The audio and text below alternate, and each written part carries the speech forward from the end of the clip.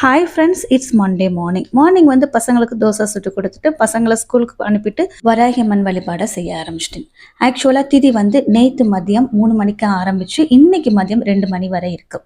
நேற்று வந்து நான்வெஜ் எடுத்தனால நேற்று பூஜை பண்ணலை. ஸோ அதனால் இன்றைக்கி வீட்டெல்லாம் தொடச்சி இன்றைக்கி இது காலையில் பசங்களை ஸ்கூலுக்கு அனுப்பிட்டு பிறகு அதுக்கப்புறம் என்னோடய பூஜையை ஆரம்பித்தேன்.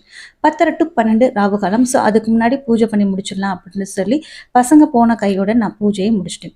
பூஜையை முடித்த பிறகு நான் பிரேக்ஃபாஸ்ட் சாப்பிட்டு அதுக்கப்புறம் லஞ்ச் வேலையை ப்ரிப்பேர் பண்ண ஸ்டார்ட் பண்ணியாச்சு. சாய்க்குட்டிக்கு இந்த வாரம் ஃபுல்லாகவே ஸ்கூல் டைமிங் வந்து 11:30 அப்படின்னு தான் சொல்லியிருக்காங்க. ஸோ அதனால் சாய்க்குட்டி 11:30க்கு வந்த பிறகு அவருக்கும் தோசை ஊட்டி விட்டுட்டு டிவி போட்டு விட்டுட்டு அதுக்கப்புறம் நான் கிச்சனுக்கு என்னோடய வேலையை பார்க்க வந்துட்டேன். இன்றைக்கி வீட்டில் இருந்த பாதி சுரக்கா வச்சு பருப்பு போட்டு கூட்டு வச்சாச்சு.